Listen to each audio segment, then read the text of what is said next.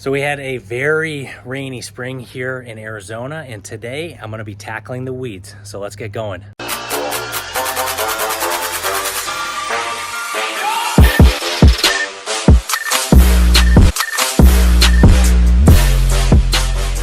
So I've lived in this house about 3.5 years now, and every year after the spring rains, the weeds grow in thicker and thicker, and it's honestly kind of cool. It's like I'm running a nature preserve back here, so I'm excited to show you guys all of the weeds. I'll throw a picture up to show you what it looked like after the last rain, I believe in April, and it was so lush and cool. Now I've waited for a lot of the weeds to die because it's going to be easier for me to chop them down and kind of start to clear the backyard here. So over here I have gravel, which has been easier to maintain, not as many weeds, but I have 1/3 of an acre that is filled with lots of different types of native weeds that I want to clear out because they're kind of unsightly, and I want to get started on clearing them out for the summer.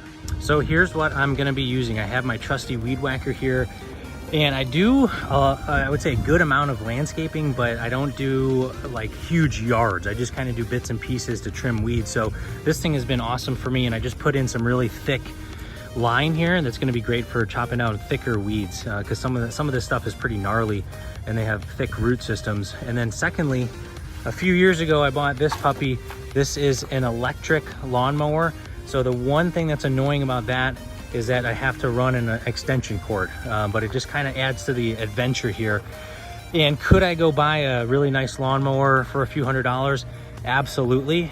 But again, I only do this like once a year, so I just don't think it's worth the investment right now. And I can get everything done with the lawnmower and the weed whacker. So it might take a little bit longer, but I know I can do it. I also just bought this new tree, and it's interesting because I noticed at Home Depot they started selling Australian eucalyptus trees, which are super cool, and they grow really, really fast. So I'm excited to get this in the ground once I get through all the weeds. But these puppies are gonna be 30 feet tall and about 15 feet wide. So I am on a mission to add as many trees as possible to my backyard. As you can see, there's some new trees that I put in over here, and so far I think I have about 40 or 50 in the backyard. So we're just adding to the collection.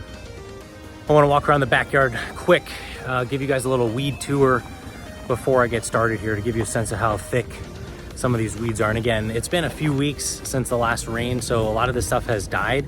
And what's nice is once you hit it with the weed whacker or with the lawnmower, it just kind of turns to dust, and then I can collect it later or just let it disintegrate.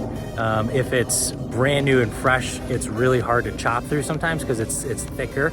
So I'm standing kind of in the corner here. You can see all the weeds behind me. And again, this, as you saw in the picture, this used to be just these cool rolling hills of weeds, and it's really cool how it does that naturally. But again, here's the whole backyard. And I'll walk you over on the other side to show you how thick. That's probably the thickest area behind the basketball court. So let's take a look. We're gonna walk right through here. I'll zoom out for a second, give you a sense of how big everything is. And do I wish I had a riding lawnmower with like a 3-foot radius? Absolutely. But again, I'm not gonna make that investment because the weeds are just something I really need to take care of like once or twice a year. So I can get it in. So there's this, you can see the tall grass here. It gets pretty tall, up to 3 feet. So I got my work cut out for me. I have my fan palms over here. And this is what it normally looks like, just dirt. So this is a rare patch.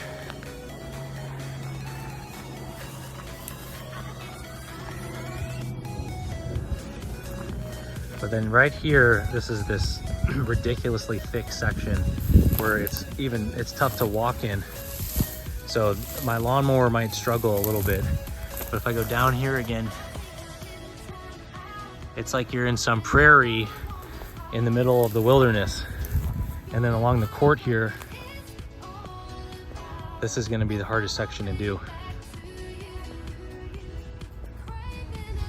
This is like 40 or 50 feet. And then these things are super cool. I've heard that they're from South Africa, and I don't know if they're invasive or not, but they're everywhere. If you go over anywhere to hike in Arizona, you'll see them pop out of the ground. They're actually very cool. They have these perfect little spherical yellow bulbs on each one. There's a little butterfly. But they're super pretty, and they just line kind of the countryside out here. You know, it's time to get rid of them as we head into summer.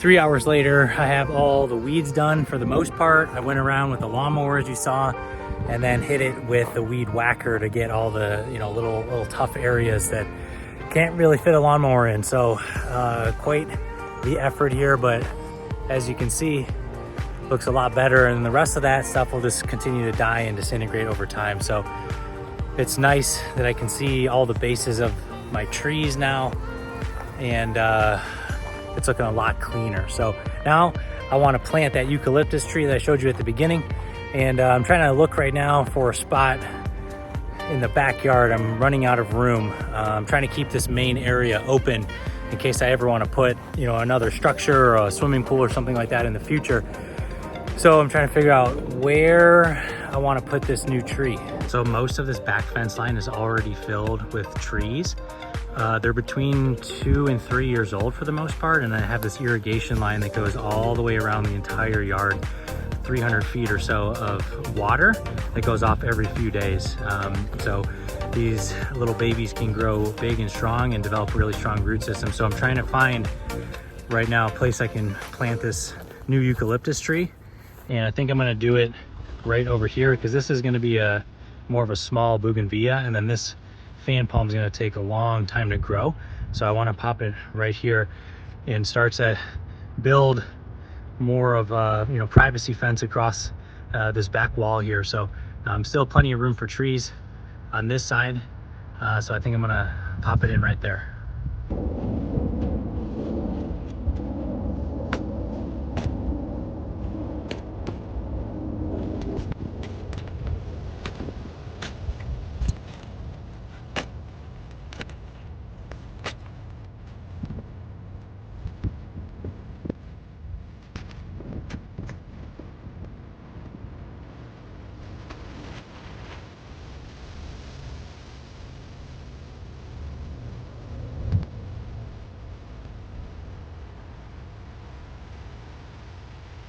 Got the eucalyptus tree in and have it secured with these nice cedar posts. So now it's time to give it a water. I'm going to attach a little bubbler to the existing irrigation line. So next time that the irrigation water goes off, it's going to be able to soak everything up and start to develop that strong root system so it can grow big and strong.